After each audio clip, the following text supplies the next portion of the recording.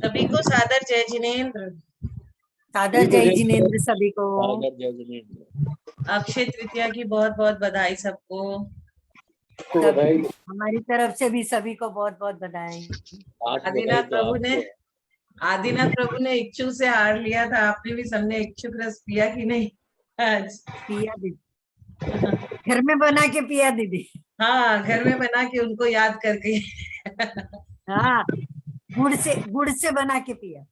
अच्छा, गुड़ से क्या? बहुत बढ़िया।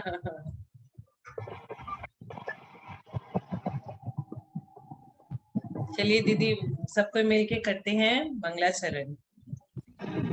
मोक्ष मार्गस्य नेतारम् हेतारं कर्म पूरितां यातारं विश्वतत्त्वानां वन्दे तद्गुणलब्धये। वन्दे तद्गुणलब्धये। हमारे तीसरे अध्याय का हम एग्जाम एक क्विज टाइप ले रहे थे। तो कल हमारी सबसे बढ़िया स्टूडेंट कुमकुम दीदी नहीं आई थी, इसलिए कल हमने एग्जाम नहीं लिया। हमने स्टार्ट मैं तो किया। आई थी दीदी, कल आए थे? मैं तो थी दीदी कल। हाँ, कल आप थे? मैं थी दीदी। अच्छा, कल विजया आंटी नहीं थे। आप भी नहीं थे आंटी, विजया दीदी भी नहीं थी, सब भी नहीं थे। आप भी तो नहीं थे अंकल। हम लोग तो थे। गंगवाल अंकल भी नहीं थे। कल थे। क्या नेमीचंद अंकल सब बोल रहे हैं हम लोग थे? नहीं, कल कहाँ थे? केवल 3 ही थे। विजय आंटी, कल हम लोग ने किया ना चतुर्थ अध्याय का शुरुआत। कहाँ की है? अभी नहीं किया।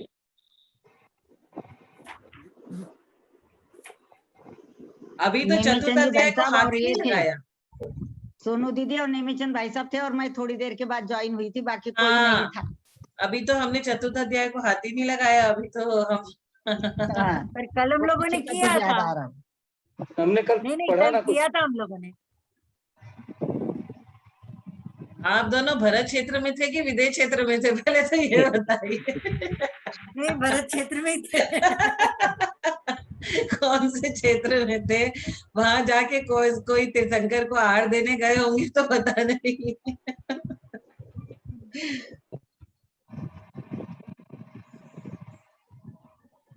तीसरे अध्याय का थोड़ा क्वेश्चन ले लूं अभी? जी ले लो दीदी।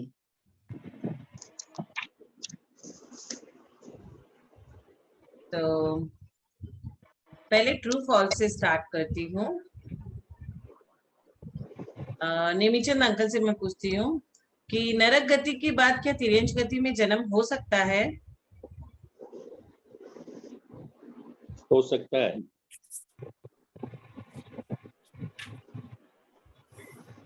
अच्छा, दूसरा, नरक गति के बाद एक इंद्रिय में जन्म हो सकता है क्या? नहीं। तीसरा, देव गति के बाद तिर्यंच गति में जन्म हो सकता है क्या? नरक गति, देव गति का, देव गति के बाद तिर्यंच गति में जन्म हो सकता है क्या? हो सकता है। चौथा एवं अंतिम, देव गति के बाद एक इंद्रिय में जन्म हो सकता है क्या?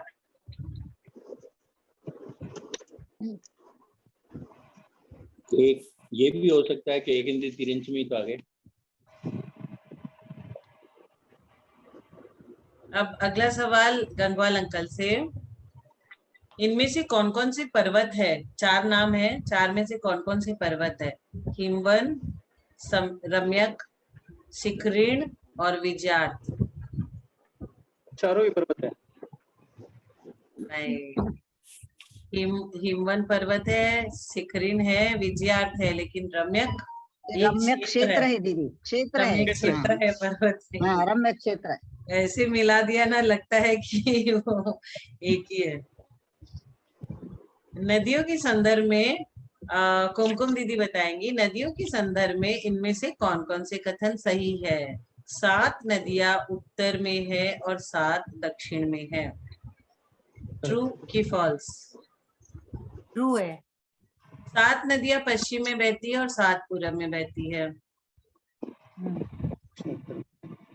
7 नदियां पूरब में और 7 पश्चिम में बहती हैं। हाँ, सही है ना दीदी? तीसरा, तिग्गिच सरोवर से केवल हरित और सितोदा नदियां बहती है। सरोवर से पूछिए। तिग्गिच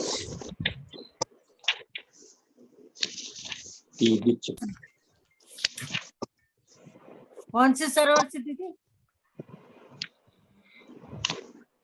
प्रश्न है, तिग्गिच सरोवर से केवल हरित और सितोदा नदियां बहती है।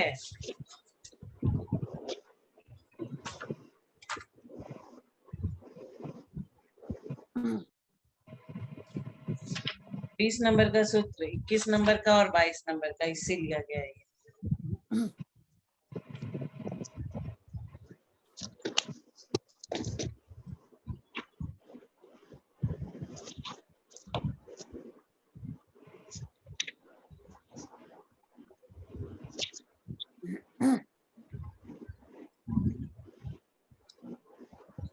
चौथा है, पद्म सरोवर से केवल गंगा और सिंधु नदियां बहती है।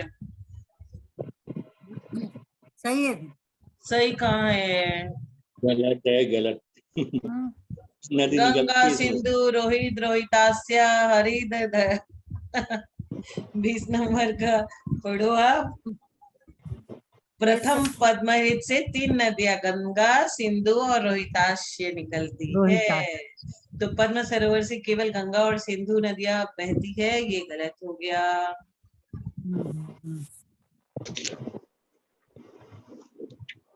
अच्छा, अब अगला सवाल निमिचंद अंकल जी से। विजयात पर्वत किन किन क्षेत्रों में है? 4 तो नाम बताएंगे, उनमें से किन किन क्षेत्रों में विजयात पर्वत है? विदेह क्षेत्र, भरत क्षेत्र, रम्य क्षेत्र, ऐरावत क्षेत्र। रम्यक में नहीं है, बाकी तीनों में है। एकदम सही जवाब, बिल्कुल सही जवाब।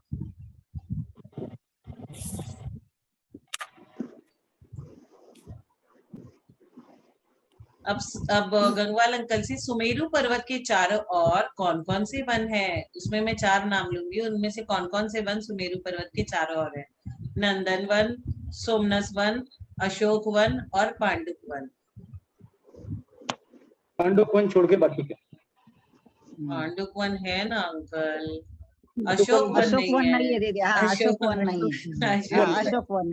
अशोक वन नहीं, अशोक वन नहीं है। अब कुमकुम दीदी से पूछूंगी, इनमें से कौन कौन से क्रम सही है? ये ऑर्डर है 4 का, जैसे ABCD या ACBD या ADBA, तो ये 4 क्रम है, उनमें से कौन कौन से क्रम सही है ये बताइएगा। ऐरावत, रम्यक, हिमवत और हरि। कुमकुम दीदी, ऐरावत, रम्यक, हिमवत, हरि। मतलब पहले ऐरावत, फिर रम्यक, फिर हेमवत, फिर हरि। ये सही है कि गलत? पहले हिमवंत है, फिर तो ठीक है, इसको छोड़िए। फिर दूसरा, तिगिच्छ, केसरी, महापद्म और पद्म। पद्म, महापद्म। अच्छा, तो ये भी गलत है, फिर ये भी गलत हो गया। फिर तीसरा, महाहिमवन, हिमवन, निषद और नील, ये चारों क्रम। ये सही है। और चौथा, पुष्करवर, वारुणीवर, क्षीरवर और कृतवर, ये चारों क्रम।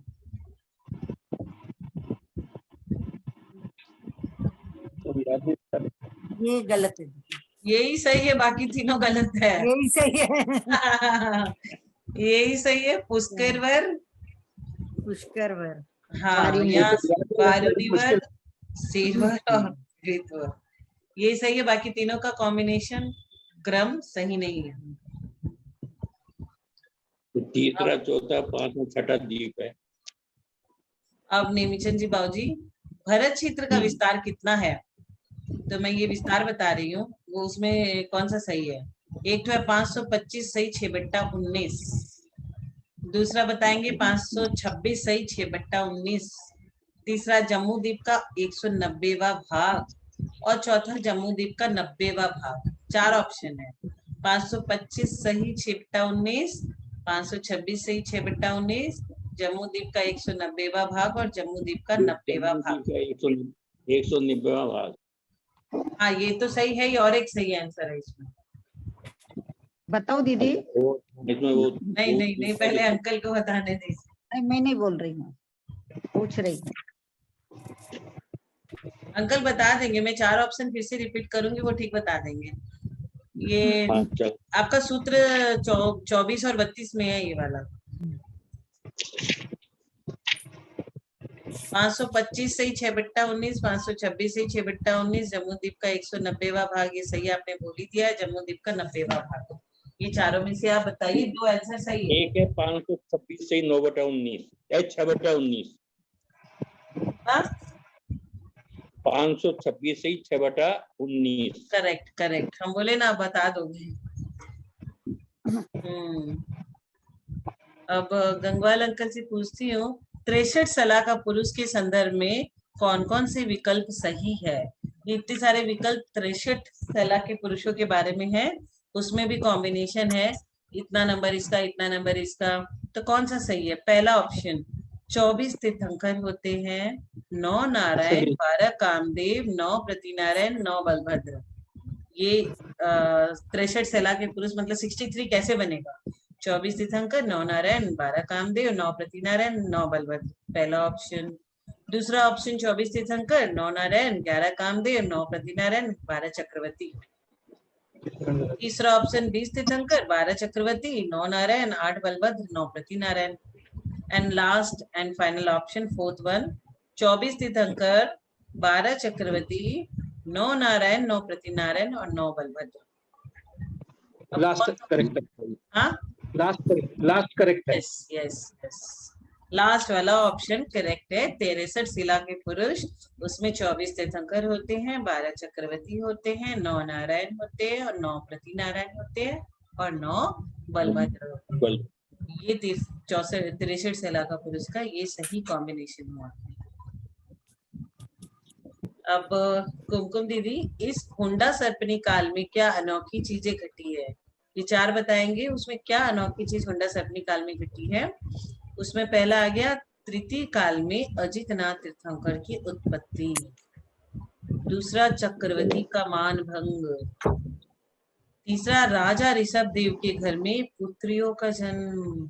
कभी भी तीर्थंकर की पुत्रियां नहीं होती, पुत्र होते हैं उनके, लेकिन राजा ऋषभ देव के घर में पुत्रियों का जन्म।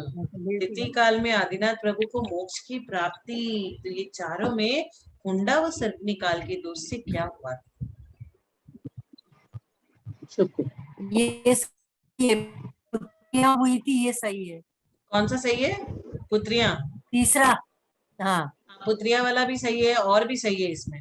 और लास्ट वाला भी सही है कि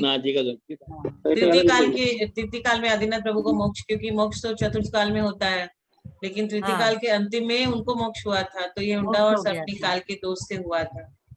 लेकिन अब इसमें दूसरा भी सही है, चक्रवर्ती का मान भंग हो गया। मान भंग होता है, ये भी सही है। ये भी सही है। 3 सही है, 1 गलत है। 3 सही 1 गलत। अब नेमिचंद अंकल से पूछती हूँ, एक पूर्व 70,56,000 करोड़ वर्ष का होता है, ये जवाब सही है कि गलत? एक पूर्व कितने का होता है? 70,56,000 करोड़ वर्ष का होता है, ये सही है कि गलत है?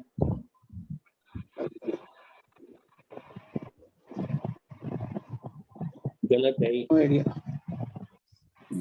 गलत कैसे है? 167 पेज नंबर में दिया, गलत नहीं है अंकल, ही सही है। सही है। हाँ। गुणा करने पर हाँ, मैथ्स है ना, कैलकुलेशन है। अब गंगवाल अंकल से, मनुष्य जीव किसी भी अवस्था में मनुष्य लोक से बाहर नहीं पाए जा सकते हैं। मनुष्य जीव किसी भी अवस्था में मनुष्य लोक से बाहर नहीं पाए जा सकते हैं। उसका 2 ऑप्शन है, सही या गलत। सही, ढाई द्वीप में पाए जा सकते हैं। गलत हो गया ना, तो ऑप्शन गलत बोलेंगे ना ये, क्योंकि सही इसका है। क्वेश्चन है मनुष्य जीव किसी भी अवस्था में मनुष्य लोक के बाहर नहीं पाए जा सकते, तो ये गलत हो गया, फॉल्स हो गया। अब अगला सवाल कुमकुम दीदी से, मेरु संबंधी में इनमें से कौन कौन से कथन सही है। मेरु संबंधी में कुल 3 द्वीप में 5 मेरु स्थित है, सही है कि गलत। 3 द्वीप में 5 मेरु है।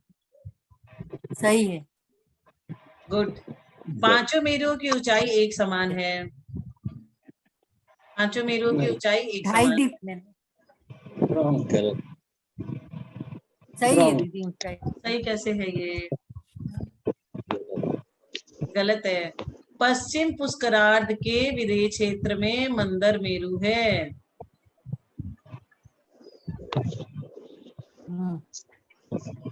सही कि सही है गलत? दीदी। नहीं नहीं। गलत है, गलत है। पूर्व घातकी खंड के विदेह क्षेत्र में विजय मेरु है।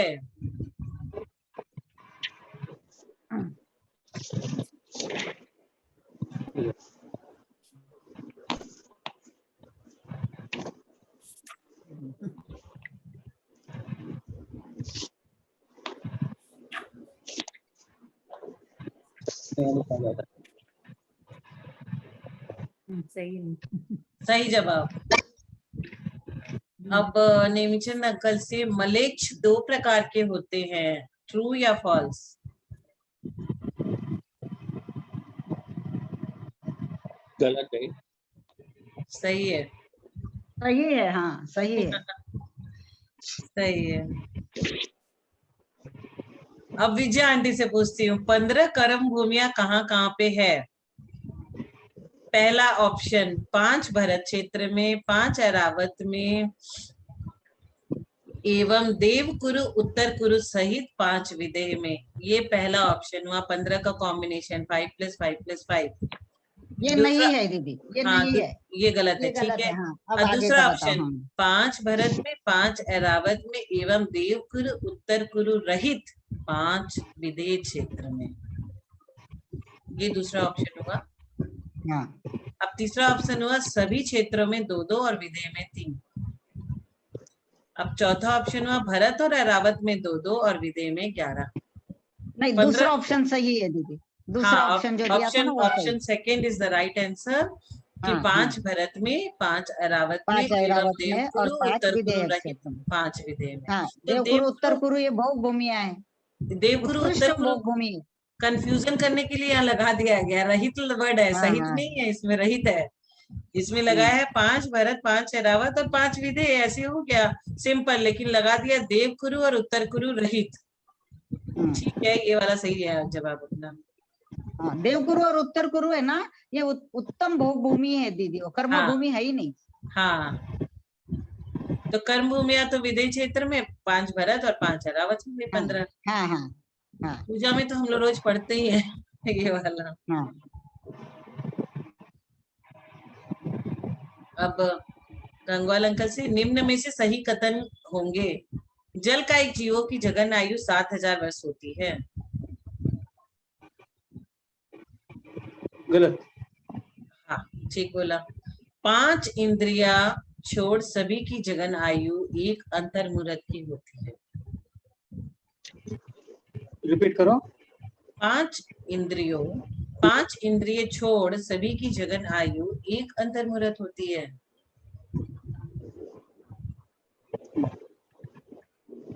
5 इंद्रिय छोड़ सभी की, पंचेंद्रिय को छोड़ करके सभी की जगन आयु एक अंतर्मुहूर्त की होती है। No idea. गलत है। 2 इंद्रिय जीवों की उत्कृष्ट आयु 12 वर्ष होती है। गलत है। सही है ये जवाब, यही सही है इसमें से। 3 इंद्रियों की उत्कृष्ट आयु 39 रात दिन होती है, 39 रात और 39 दिन। 3 इंद्रिय जीवों की उत्कृष्ट आयु 39 रात दिन की होती है। 38 39 का सूत्र है ये इसमें।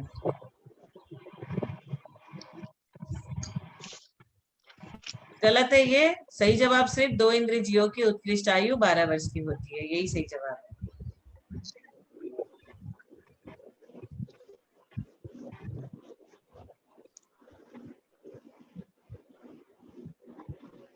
जल का एक जीवन की 7,000 बराबर है दीदी, है ना? नहीं, जघन्य आयु, उत्कृष्ट नहीं बोला। नहीं, मैं बता रही, हाँ ये उत्कृष्ट है। ये उत्कृष्ट है तो वो भी ऑप्शन गलत हो गया, क्योंकि इसमें बोल दिया ना जघन्य आयु। हाँ वो गलत है फिर। हाँ तो वो गलत हो गया। सिर्फ सही ये है 2 इंद्रिय जीवों की उत्कृष्ट आयु 12 वर्ष की होती है, यही सही जवाब है। हाँ 2 इंद्रियों की उत्कृष्ट आयु 12 वर्ष, बिल्कुल बराबर है। हाँ और ये तीन इंद्रियों की भी 49 रात दिन, और 24 इंद्रिय की 6 मास। उत्कृष्ट नहीं होती ना। नहीं, ये तो, इनकी साधारण बताइए। हाँ इसमें है नहीं। तो फिर ये सारे ऑप्शन गलत होगी, सिर्फ ऑप्शन सी मतलब 2 इंद्रिय जीवों की उत्कृष्ट आयु 12 वर्ष की है, हाँ, यही वो सही एक जवाब सही है। है। बाकी सब गलत। हाँ अब 39 नंबर का सूत्र है भाई साहब, तीसरे अध्याय का। नहीं, लेकिन इसमें ये डिटेल नहीं दी है ना हमारे, हाँ मेरी किताब में ऐसी डिटेल नहीं है। इसमें है मेरे पास। सारी की जो किताब है, हाँ, इसमें अलग अलग उसमें- किताब डिटेल चाहिएगा तो अपने लोग को तत्वार्थ वार्तिका वगैरह है ना, उनसे पढ़ना पड़ेगा, उसमें बहुत अच्छे से बहुत ये डिटेल में है। किताब में नहीं है। मेरे पास निकल गया इसमें। अच्छा विजय आंटी से एक ये सब सवाल, विजय आता आंटी से कुछ एक नहीं है, सवाल, मुझे पूछिए आप। विजय आंटी से एक सवाल, इनमें से क्या क्या सही है? 4 ऑप्शन बताऊंगी जी। मैं। सागर से बड़ा अद्धापल्य, नंबर 1 का ऑप्शन। सागर से बड़ा अद्धापल्य होता है क्या? नहीं, सागर बड़ा होता सागर है ही बड़ा। अद्धापल्य से। हाँ सागर बड़ा है, वही ना, ये गलत है, हाँ, ऐसा बोल रही ठीक है। नंबर 2, उधार पल्य छोटा होता है व्यवहार पल्य से। उद्धार पल्य बड़ा होता है, व्यवहार पल्य छोटा होता है। हाँ तो यहाँ मैं पूछ रही हूँ उधार पल्य छोटा होता है व्यवहार पल्य से, तो ये गलत हो गया। गलत है, ये गलत है, गलत। अब तीसरा मैं पूछ रही हूँ अद्धा पल्य बड़ा होता है उधार पल्य से। हाँ हाँ, आधा पल्ले बड़ा होता है। हाँ सही जवाब। चौथा एंड लास्ट, एक कोड़ा कोड़ी अद्धा पल्य बराबर सागर। हाँ बराबर है। एक गलत कोड़ा है क्या? कोड़ी गलत एक कोड़ा गलत कोड़ी है ना? अद्धा हाँ पल्य बराबर सागर, ये नहीं होता। ये अपना अद्धा पल्य बड़ा होता है उधार पल्य से, ये सही है। बाकी के सब ऑप्शन गलत है। हम्म।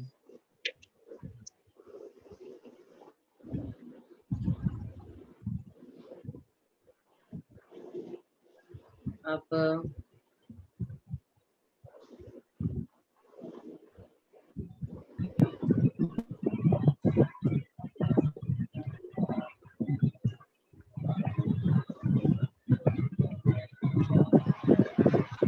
काथी खंड में भरत क्षेत्र के जो पर्वत है, भरत और हिमवान आदि, वो भरत क्षेत्र कितने कितने पर्वत, 1 या 2? ये सवाल है निमचंद जी अंकल से।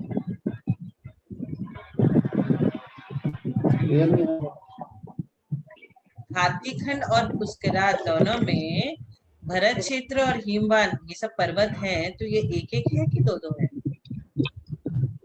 सूत्र संख्या 34।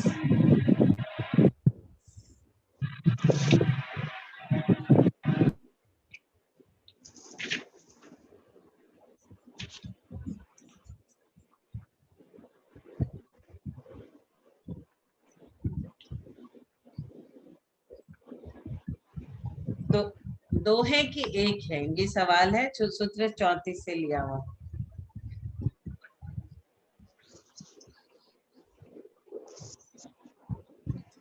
दूसरा पूछती हूँ, इसमें 2-2 ही होंगे। धारकी खंडीर में भरत आदि क्षेत्र एवं हिमवान आदि पर्वतों का विस्तार भी दुना दुना है और 2 भरत क्षेत्र 2 हिमवान आदि पर्वत है। उसी प्रकार पुष्कराद में भी 2 भरत क्षेत्र और 2 हिमवान आदि पर्वत हैं। अब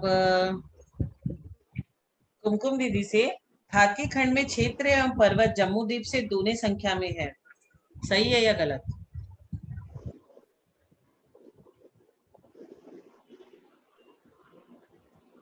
सूत्र 33।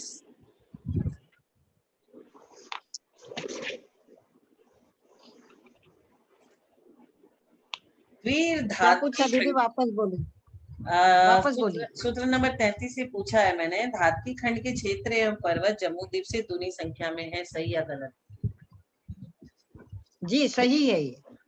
वीर धारकी खंडे। हाँ सही है। अच्छा, अब गंगवाल अंकल से धारकी द्वीप का विस्तार 4 लाख योजन प्रमाण है, सही या गलत?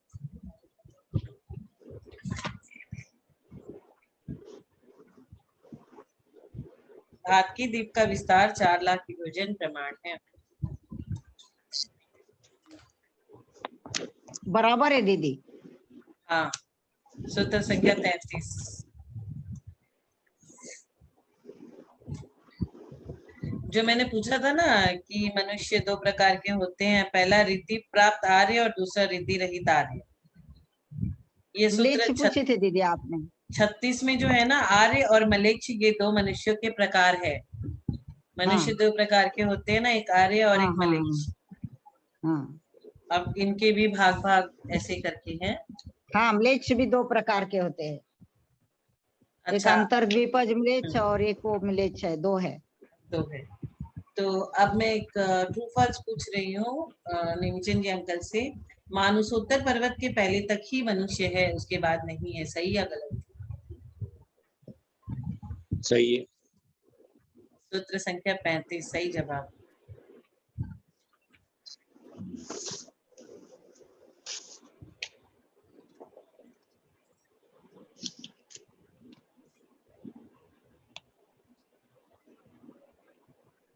अब गंगवाल अंकल से सूत्र नंबर 38 से पूछ रही हूँ, मनुष्य लोग के समस्त मनुष्यों की पर यानी उत्कृष्ट आयु, मनुष्य लोग के समस्त मनुष्यों की उत्कृष्ट आयु 3 पल्योपम एवं अवर यानी कि जघन्य आयु अंतर्मुहूर्त तक की है, सही या गलत? मनुष्य लोग के सारे मनुष्यों की जघन्य आयु अंतर्मुहूर्त, उत्कृष्ट आयु 3 पल्योपम की है।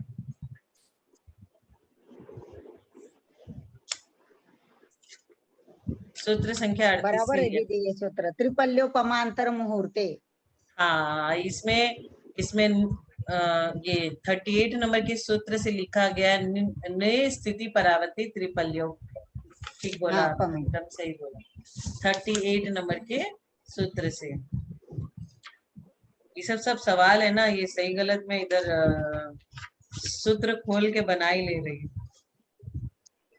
अच्छा है, लेकिन बहुत अच्छे बनाए, अगर आपने बनाए बहुत ही सुंदर। ये सही गलत है ना, वो अभी वो पलट के इन्हीं से बना रहे थे। बहुत अच्छे बने।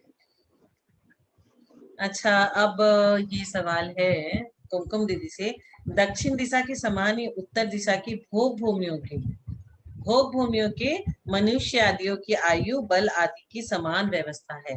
मतलब कि दक्षिण दिशा में जैसे जैसे होते हैं वैसे ही उत्तर दिशा की भोग भूमियों के मनुष्यों में आयु मतलब उम्र बल ये सब की व्यवस्था सेम है। ये सही जवाब है कि गलत?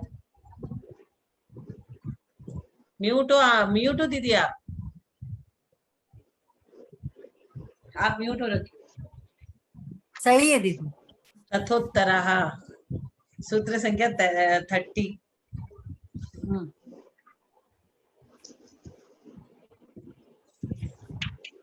अब नेमिचंद अंकल से, भरत और ऐरावत इन 2 भूमियों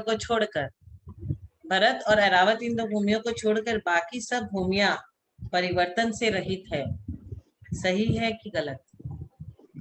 बाकी किसी भी भूमियों में परिवर्तन नहीं होता, सिर्फ भरत और ऐरावत में ही होता है। सही है, सही है। सूत्र संख्या 28 ताभ्याम परा भूमियो वस्थिताः, सही जवाब। दीदी एक बात इसमें अपने को ये भी ध्यान में रखना है कि भरत और ऐरावत क्षेत्र के सिर्फ आर्य खंडों में होता है काल परिवर्तन, और बाकी जो म्लेच्छ खंड है वहां नहीं होता। वहां नहीं होता। बहुत सुंदर, हाँ। बहुत सुंदर।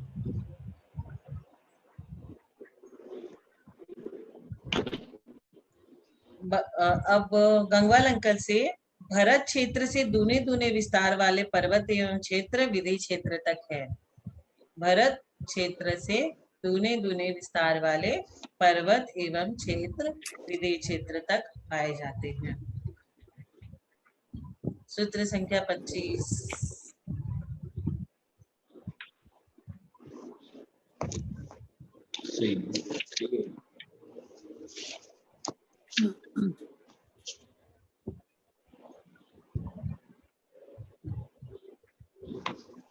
सही है, ये सही।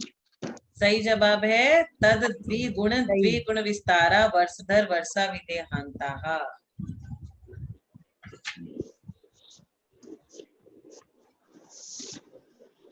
अच्छा, अब इन नदियों का ना अंकल निमिचंद अंकल, नदियों का जो पेयर बनता है वो कैसे बनता है ये बताइए। दो दो के युगल में जो द्वय पूर्वा पूर्वागाह जो है ना, 21 नंबर का सूत्र, 14 नदियां हैं, दो दो का युगल से वो बहती है। तो गंगा, सिंधु, रोहित्रो, हितास्ता, हरित, इनमें से कपल बनाइए, पेयर बनाइए कि कौन सी किसके संग बहती है। क्या गंगा और सिंधु एक साथ वो बहती है, फिर रोहित और रोहितास्या, हरित और हरिकांता, सीता और सीतोदा, नारी और नरकांता, सुवर्णकुला और रूपकुला, और रक्ता रक्तोदा।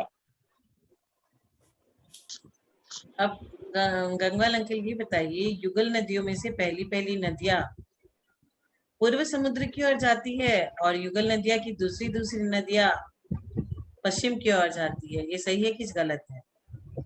दो दो का नदियों का युगल है, युगल नदियों में से पहली पहली नदियां पूर्व समुद्र की ओर जाती है और दूसरी नदियां उनकी पश्चिम समुद्र की ओर जाती है। सही या गलत? सही है ना? 21 और 22 का शेषास्त्व पर कहा।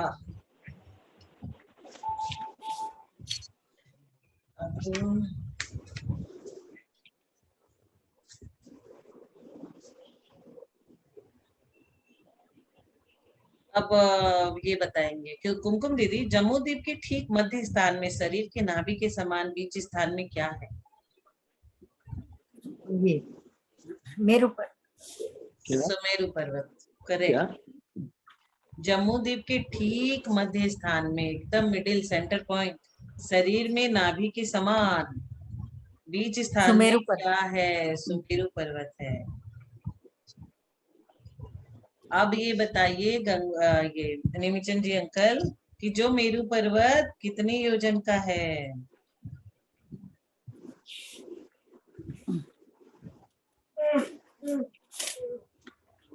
1,00,000 योजन, 1,00,000 योजन, 40 योजन का, चूली का 40 योजन।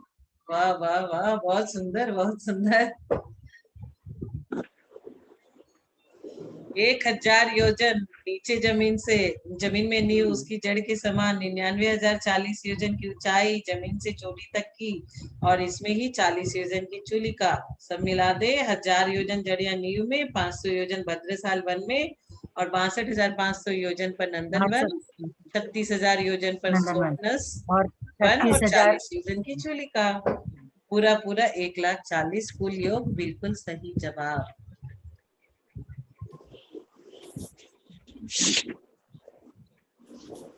अब ये जो मध्य लोक में जम्मू द्वीप जो है, ये शुभ नाम वाला है कि अशुभ नाम वाला है? शुभ नाम वाला है ना, शुभ नाम से शुभ नाम वाला है। शुभ है। 7 नंबर, जम्मू द्वीप लवनोदाद्य है, शुभ नामानो द्वीप समुद्र। जी सही जवाब।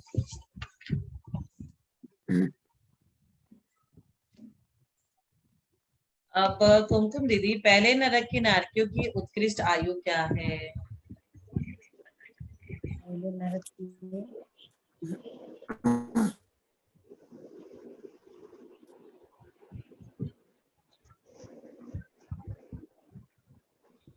एक सागर। अरे अंकल ने बता ही दिया, पहले नरक के हाँ, नारकी उत्कृष्ट आयु क्रमशः एक सागर, एक सागर की है, बिल्कुल सही एक जवाब। सागर है, हाँ बिल्कुल फिर सही तीन जवाब। सागर, तीन सागर जगन्य है, आयु फिर 10,000 सात वर्ष सागर है, है दीदी। 10 सागर है, 10,000 वर्ष क्रमशः ऐसे जगन्य ही आयु। है।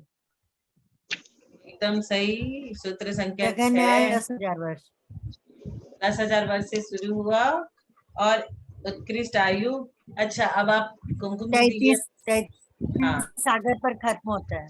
ये बताओ कि उत्कृष्ट और जघन्य आयु किसकी किसकी समान होती है? किसकी किससे मैच किसी में करती है? बताओ, किसकी उत्कृष्ट आयु किसकी जघन्य आयु ऐसे मैच होता है? इसमें एक तो सीक्वेंस है। बताओ दीदी। हाँ पहले नरक से दूसरे, दूसरे से तीसरे, तीसरे से चौथे, हाँ हाँ, हाँ इस तरह से होता कुमकुम पहले दीदी नरक की देखिए। जो उत्कृष्ट है, वो हाँ दूसरे नरक की जगन्य, ऐसा। पहले नरक की, पहले नरक की उत्कृष्ट, दूसरे की जघन्य, दूसरे की उत्कृष्ट, उत्कृष्ट और तीसरे की दूसरे नरक की उत्कृष्ट, तीसरे जगन्य। की जगन्य, ऐसा चलेगा। ऐसा है। तो किस आप चाहे तो सारे उत्कृष्ट याद कर लो, जगन्य याद करना नहीं पड़ेगा, सिर्फ जगन्य पहले का याद करना पड़ेगा क्योंकि वो 10,000 से है।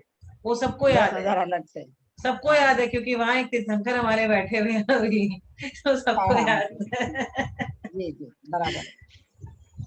वही याद आ जाता है, वही दृष्टांत कि हाँ 10,000 आयु की वर्ष उनका। अच्छा उनका क्या हुआ था? आयु का उत्कर्षण हुआ था कि अपकर्षण हुआ था,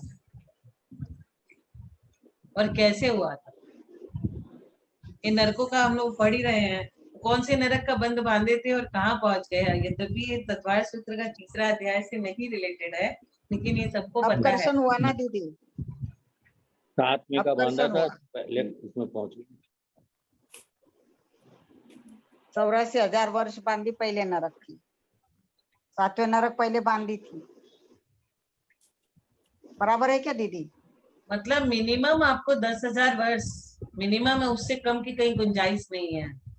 अगर पूरी बांध ले 7वें की तो स्त्रियां तो 7वें नरक जा ही नहीं सकती, 6ठे नरक उसका लास्ट है। जैसे स्त्रियों का सैननहीन होता है, वो 6ठे नरक से ज्यादा नहीं जा सकते। ब्रज वृषभ नाराज सैनन जिनका होता है, जो तीर्थंकर बन सकते हैं।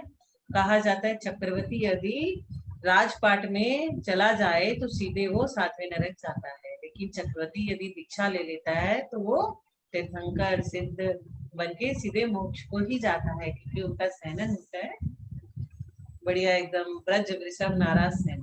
तो 7वें नरक में ब्रज वृषभ नाराज सैनन वाले ही जाते हैं, और ऊपर में सबसे ऊपर में मोक्ष को भी वही जाते हैं।